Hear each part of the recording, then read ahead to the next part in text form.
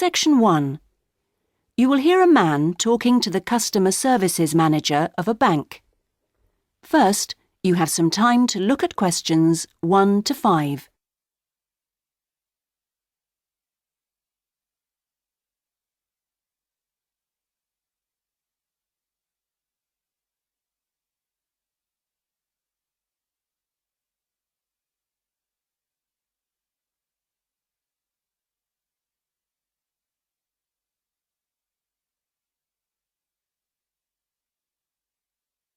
You will see that there is an example that has been done for you. On this occasion only, the conversation relating to this will be played first. Good morning. I'd like to open a bank account, please. Certainly. If you'd like to take a seat, I'll just get some details from you. It won't take long. Thanks. Is it a current account or a deposit account you wanted? A current account? The man wishes to apply for a current account, so current has been written in the space. Now we shall begin. You should answer the questions as you listen, because you will not hear the recording a second time. Listen carefully and answer questions 1 to 5. Good morning. I'd like to open a bank account, please. Certainly. If you'd like to take a seat, I'll just get some details from you. It won't take long. Thanks. Is it a current account or a deposit account you wanted? A current account? Right. I've got the application form here then. We have different types. I see you've got our leaflet there. I've decided on the one called Select. Right, that's fine. So, first of all, can I have your full name, please? Yes, it's Peter Hennis. That's P-I-E-T-E-R. Is it Hennes? Only one N, actually. It's a less common spelling of the name. Oh, right. OK. And what's your date of birth, please? The 27th of the 1st, 1973. Right. And will this be a joint account? No, just myself. OK, fine. And where are you living, Mr. Hennes? 15 Riverside. Is that all one word? Yes. Exeter? Yes. How long have you been at your present address? Is it more than 2 years? Just 2 weeks, actually.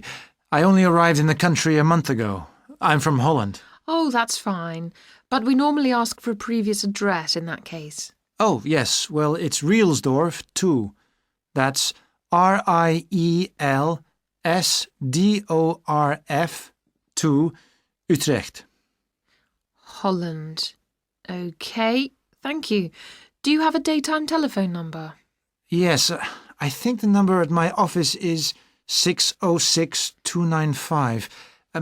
Just a minute, I'd better check. Oh, no, sorry, 616. I'm not used to it yet. Would you like my home number too? Yes, please. It's 796431.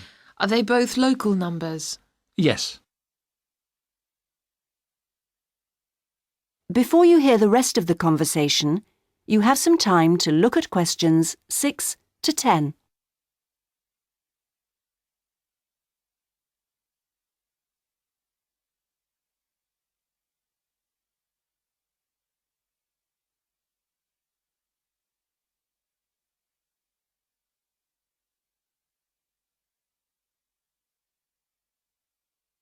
Now listen and answer questions 6 to 10. Right, and your occupation? Well, I'm in Britain as a project manager, but that's not my main job. I'm an engineer by profession. I see. I think I'll put that then. It's shorter. Now, we usually ask for a piece of information which we can use to check your identity for security reasons. You know, if you phone us. Like my wife's first name? Mother's might be better. It's less likely to be known. Okay, hers is Siti. Siti? Yes, S-I-T-I. It's Indonesian. Fine. And how much would you like to open your account with? We usually ask for a minimum sum of £50. That's about €75. Well, I'm going to transfer 2,000 euros from my Dutch account, just till I get paid. In fact, I wanted to ask you about that. What's the best way to do it? It depends which bank you're with. It's the Fransen Bank in Utrecht. OK, fine. I'll check that in a minute. If we have links with them, we can do a direct transfer, but it's not a big problem either way. Let's see. How often would you like to receive statements? I haven't really thought. What's the usual thing? It's up to you. Some people like them weekly. Oh, no, that's too often. Can I have them sent once a month? Yes, that's fine. Is there anything else? I was thinking of registering for your internet service at some stage. Oh, yes. Would you like me to send you information about that? Please, yes. And would you like to receive information about the bank's other services? Insurance, loans, anything like that? I don't think so, thanks. That's OK then. And one last thing. If you agree... That is the end of section 1. You now have half a minute to check your answers.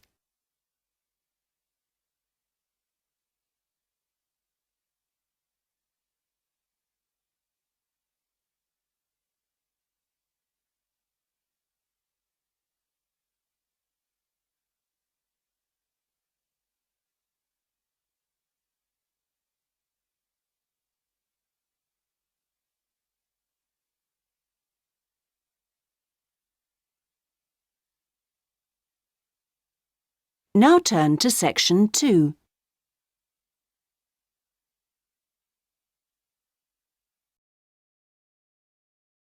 Section 2. You will hear a guide giving visitors to a country house information about the house and gardens. First, you have some time to look at questions 11 to 13.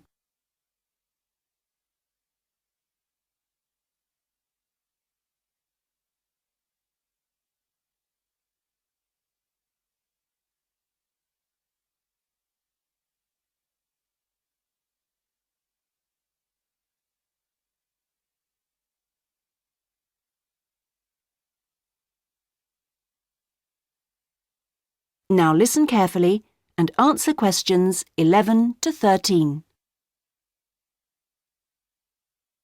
Welcome, everybody, to the lovely house and gardens of Rosewood, once the home of the famous writer Sebastian George.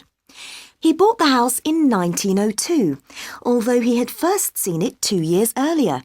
At that time, the owners let it out to a tenant because George was too slow making up his mind to buy it. When it came back on the market, there was no hesitation, and he bought it immediately for £9,300, even though the house had no bathroom, no running water upstairs, and no electricity. When he came here, he'd been married for 10 years.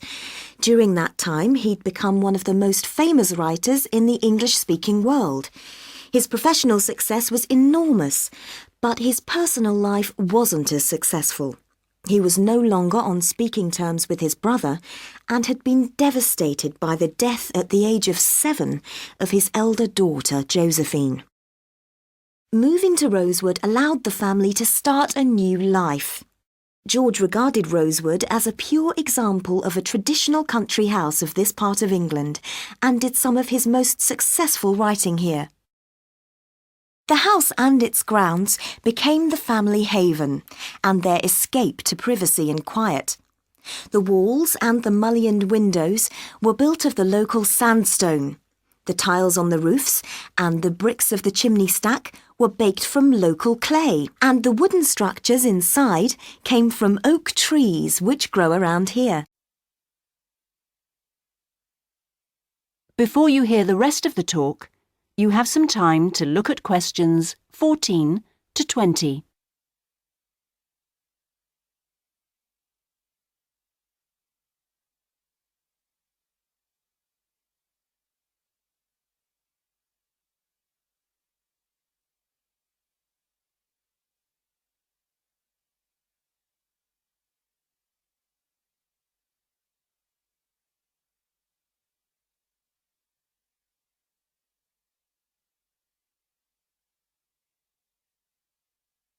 Now listen and answer questions 14 to 20. Now, please look at the map I've given you of the house and gardens. We're here at the information centre. Follow the path marked with the arrow, and the first area you come to is the orchard on your left. As you go further down the path, there's the kitchen garden on the right. And as you go round the first sharp corner, you will find to your left an area where different types of pear tree have been planted, as well as some lovely flowers. And this is known as Pear Alley, designed by George himself. Next to this is the greenhouse, where some exotic plants and fruits are grown. Follow the path round the second corner, and on your right you will see the entrance to the mulberry garden with its 500-year-old tree.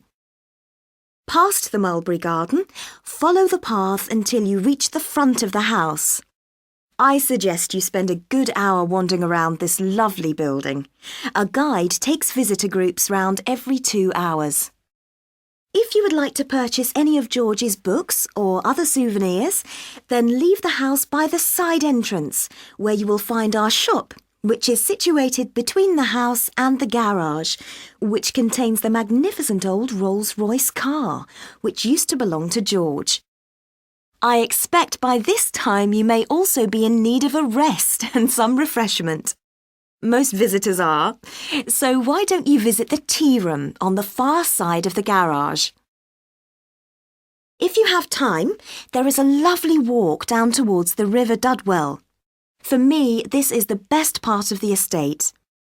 This isn't on the map, but it is all clearly signposted. You cross the field, which spreads along the banks of the river. In spring, this area is well worth a visit. Spend a minute or two watching the water pass by underneath as you cross the footbridge, and then continue along the river walk through the woodland. On a hot summer's day, the trees along this path provide welcome shade. Eventually, you come to the watermill, which used to provide the electricity for the house, only about 4 hours every evening in George's time. And finally, for those of you who would like to see stunning views of the surrounding countryside and who are a little bit more energetic, when you return from the mill, take the first turning on your left and climb up to the viewpoint. You won't regret it. Enjoy your visit. That is the end of section 2. You now have half a minute to check your answers.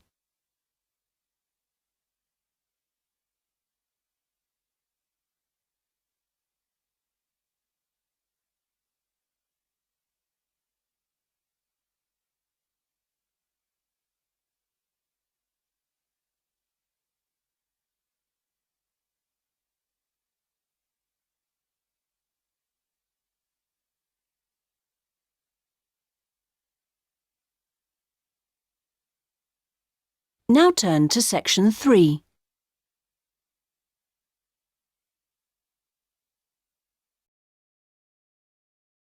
Section 3. You will hear 2 students, Jack and Lucy, discussing a marketing assignment they are working on together. First, you have some time to look at questions 21 to 24.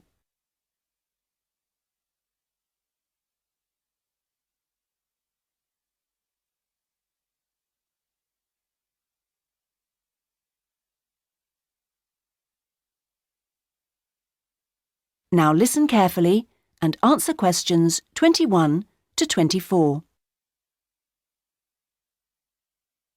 Lucy, we really need to get working on this marketing assignment. We've only got 5 weeks left to the end of term to design it, carry it out, and then write up the results. Sure. Well, let's get started right now. Let's go over the instructions. What exactly do we have to do? Well, it says here we have to look at one area of the entertainment industry. There's a list of the different types. What are they? Music, cinema, theatre, sport, and eating out. Is that all? Looks like it. So we choose one branch of the industry and then we look at how 2 different groups of people use it. Is that right? Yes. And do we have to use any particular method to get our data? Can we mail out a questionnaire or do face-to-face interviews or maybe even observations? Well, actually, it looks like we don't have a choice. We have to do telephone interviews. OK, so at least we don't have to waste time deciding between the different methods. Yeah, that's right. Oh, and the other requirement is the number of interviewees. Not too many, I hope. 10? 20? Well, we have to do 2 groups, remember, and it looks like we have to interview 15 for each group. That's 30 altogether then. It's going to take ages. Yes, but remember we're working on this together, so we'll only have to do 15 each. OK, so those are all the requirements? Yes, looks like it. So, first, which area are we going to choose? My preference would be cinema, since that's where I spend most of my money. I don't think that's such a good idea. I don't think there are huge differences in the market there. I mean, you get young and old, male and female, rich and poor, all going to the same movies. Yeah, maybe you're right. Let's make it music then. Right. So, what 2 groups will we compare and contrast? Male and female? No. Most of my female friends like the same music as me. Different age groups will be much more likely to show up differences, I think. Before you hear the rest of the discussion, you have some time to look at questions 25 to 30.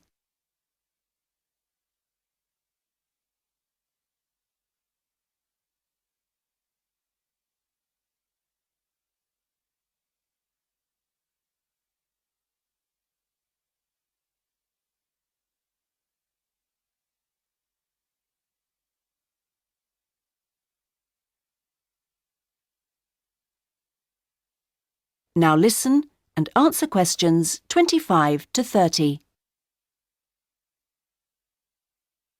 Yeah, I suppose you're right again. I'll take some notes, shall I? So, age groups. Well, what do you think? Maybe 25 or under for one group and 45 or over for the other group? That should show up differences. Right. OK, next. How about the kind of music they like? Let's give them some choices and then we can just tick boxes. OK, let's have pop, jazz, folk, easy listening. What else? Well, we should include classical. Some people like it, you know. OK, and then we should have how they listen to music. The medium. Right, let's include radio, CD, and then I guess there's TV. What about concerts? You know, in pubs and halls. Oh yeah, we should include live music, of course. OK, we're on a roll now. Next point could be about where they actually get their music. You mean, like, do they buy it in music shops or department stores? Yes, or download it from the internet. Right, that could be for recorded music. Then we need another section for live music. Where do they go for that? OK, let's say disco, pub, club, concert hall. Or opera house? And I guess we should include karaoke bars. Not many of them in this city. OK, we'll leave that out then. So what's left to do? That's it. Well, now we can make a timescale for doing it. That is the end of section 3. You now have half a minute to check your answers.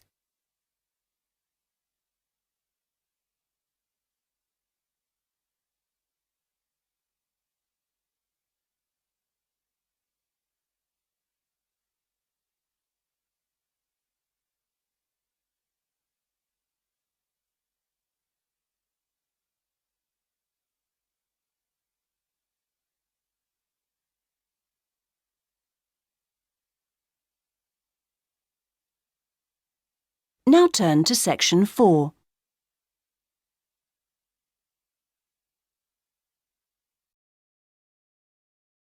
Section 4. You will hear a lecturer talking about farming in ancient Ireland. First, you have some time to look at questions 31 to 40.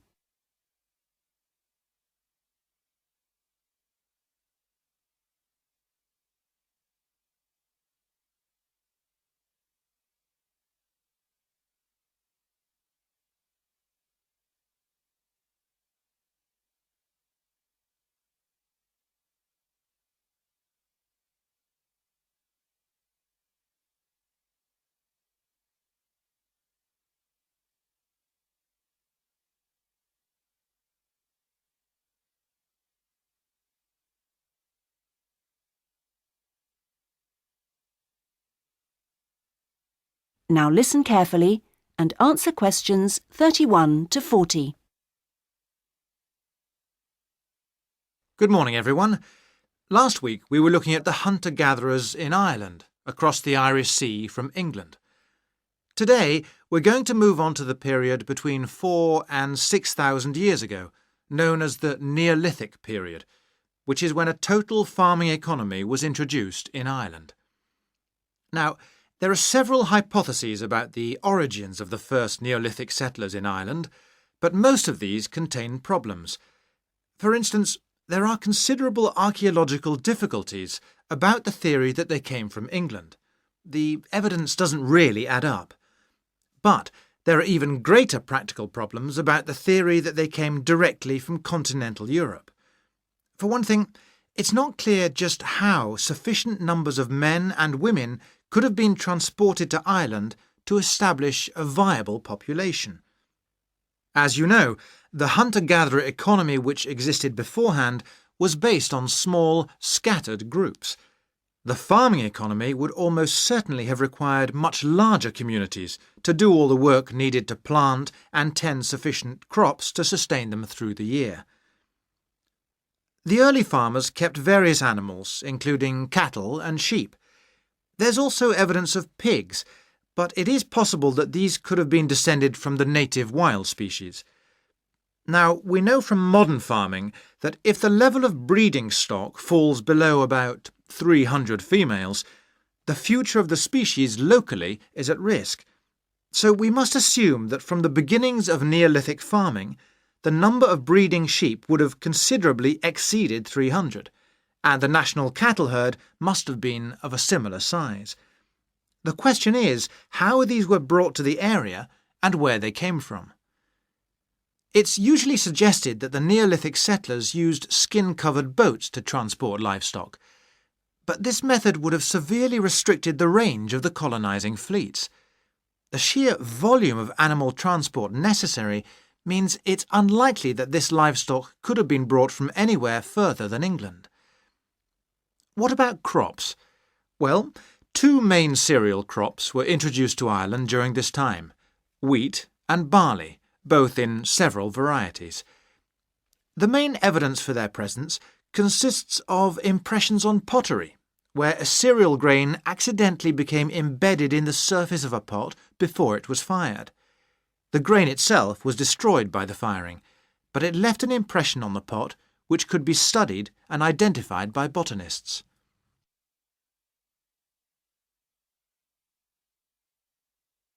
Let's turn our attention now to the farming technology available at that time. Before the cereal crops could be planted, it would have been necessary to clear the forest and to break the ground by ploughing. The stone blade of a plough has been discovered during excavation in County Mayo in Western Ireland. The body of the plough would have been of wood and could have been drawn by people, but it's also likely that cattle were used. Now, the cultivation of crops and the husbandry of livestock brought about changes in people's lifestyle, such as the type of shelters they made. For one thing, instead of moving from place to place, they needed permanent dwellings. The stone axes used to chop down trees to make these dwellings were far superior to any that the Stone Age hunter-gatherers used. To make the axes, sources of suitable stone had to be found and systematically exploited. These so-called axe factories were really quarries rather than factories, as the manufacture of the axes wasn't regularly performed on the quarry site. However, after the axe had been chipped into shape, they needed water and sand for grinding and polishing, so a high mountainside wouldn't have been an appropriate place for this. So this final stage of the manufacture must have been carried out close to water, and sure enough, there's ample evidence of this at coastal sites. Now, it's clear that these Neolithic axes were transported all over Ireland, as well as to Scotland and the south of England. It's not really surprising that axes from axe factories in England have also been found in Ireland. At the very least, this indicates that there was a link between the two islands during that period. One of the most useful innovations of the colonisers was pottery making, which was quite unknown to Irish hunter-gatherers. The pottery was probably made by shaping clay into a ball with the hand, and then hollowing it until the walls were the right thickness. After firing, the outside was often polished. This would have helped the pots to retain water, as they weren't glazed. Now, we know that the clay used usually came from local sources, which suggests that manufacture was on a fairly small scale, even though thousands of fragments are usually found at Neolithic sites. In the course of time, decoration began to appear. At first, this looked like a series of stitches and was just around the tops of the pots. This could have been an imitation of earlier vessels, which were made of leather sewn onto wood. Then, eventually, pots with decoration all over became much more...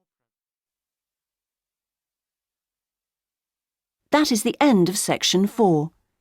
You now have half a minute to check your answers.